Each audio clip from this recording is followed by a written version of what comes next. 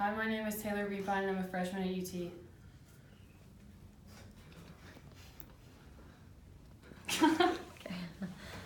Okay, the majority of people that hold a full-time job work an average of roughly 40 hours a week, but did you know that according to an article titled From Student Athlete to Employee Athlete in 2017 by Mark Edelman on the EBSCO host website, a study found that average Division I football player devotes 43.3 hours per week to football. That does not even account for other sports and other divisions either. This amount of time and work is required out of a lot of student athletes across the nation, no matter what sport or division they participate in.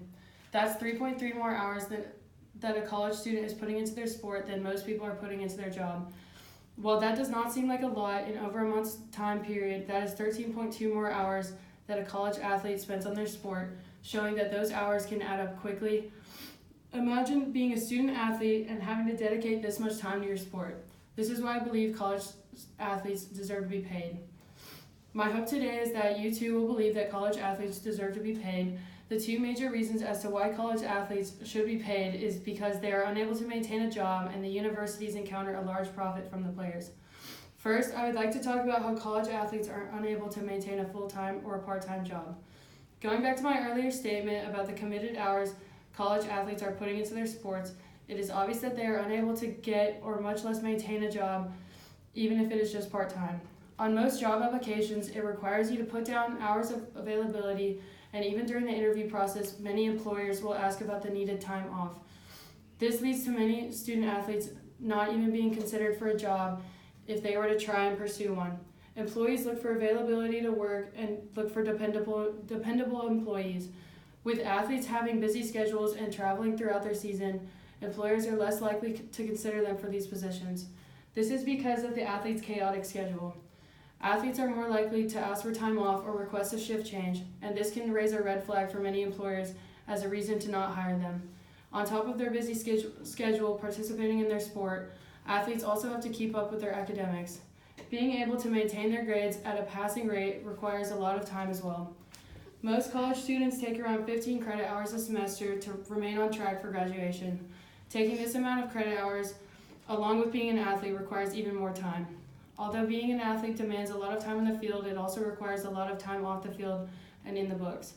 According to an article titled Manage Your Time in 2018 by Kelly Howard on the Intelligent website, it states that as a rule of thumb, students should spend about 2 hours studying for each credit hour that they are taking. This means that they need to focus 2 hours a week studying for each hour in lecture. For most college athletes that are taking 15 hours, according to this rule, it would mean that they should be studying for 30 hours a week. Just to give you a rough estimate of exactly how their week would look, there are 120 hours in a 5-day school week, and if they are in class for 15, studying for 30, and devoting around 43 hours to their sport. Now, if we include time for sleeping, and it is recommended you get 7 to 8 hours of sleep every night, this then leaves the athlete with negative 8 hours a week to spend on themselves. As you can see, this leaves no time for a student athlete to hold a job. Although I'm aware that most student athletes do not stick to this confined schedule, this is what studies say they should do to be successful. Now, let me tell you about the money universities are making from student athletes. Universities make a good amount of money from their athletic programs.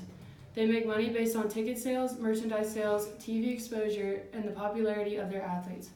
For example, if a team has a really good athlete that is popular on social media and the public, other people than just students and fans will tune in on TV and watch them play or buy tickets to come see them play in person. Because of this, merchandise sales increase because people will want that person's jersey or other gear. They will buy these things to support that player and the university as a whole. No matter how big or small the school is, universities are constantly making money off of these athletes. So this leads me to ask, where does all this money go? Some of this money goes to paying the coaches, as it states in Paying College Athletes in 2012 by Dennis Johnson and John Acquaviva on EBSCO host website, that coaches like Nick Saban of Alabama and Mac Brown of Texas can earn over $5 million a year. As crazy as this sounds, these programs bring in much more money than that. So again, where is the rest of the money? According to Top 10 Reasons College Athletes Should Be Paid, posted in 2015 by Dave Anderson on Listland, It states that profits made from athletes are shared between administrators, coaches, and athletic directors. As mind-blowing as it is, money can sometimes be taken from the school to help fund sports. For example, the University of Tennessee spent $18 million on their athletic department during their recent history of searching for coaches. However, some people say that college athletes should not get paid because they get scholarships and that should be payment enough. Although there are athletic scholarships granted, there are not as many as you might expect. According to College Athletic Scholarship Limits by Patrick O'Rourke on Scholarship Stats website posted in 2019, Division I football, they give out 85 scholarships to give out to their players, while the average roster holds 125 players. This leaves about 40 plus players without any form of scholarship if all 85 are given full rides. Which this typically is not the case.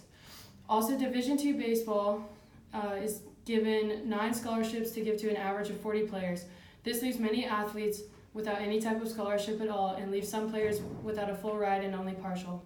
This shows that scholarships are not rewarded often or in any abundance. Also, something that many people do not know about scholarships is that they are given and looked over yearly. This means that even if a player is granted a scholarship, it can be taken away at any time. This could be in season or even when reevaluating the next year to come. This can leave many students without a major form of payment for their education if their scholarship gets stripped away. While I am not advocating that a student athlete should be handed money just for holding the title of being an athlete, I do believe that something needs to change. I strongly agree with Philip Zima in Should Student Athletes Be Paid in 2018 from Sport, Ethics, and Philosophy that student athletes should be able to receive forms of outside compensation. I hope that you now have an understanding as to why college athletes deserve to be paid. All in all, I want you to leave with this question. Would you go to work every day to not receive a form of payment? Thank you.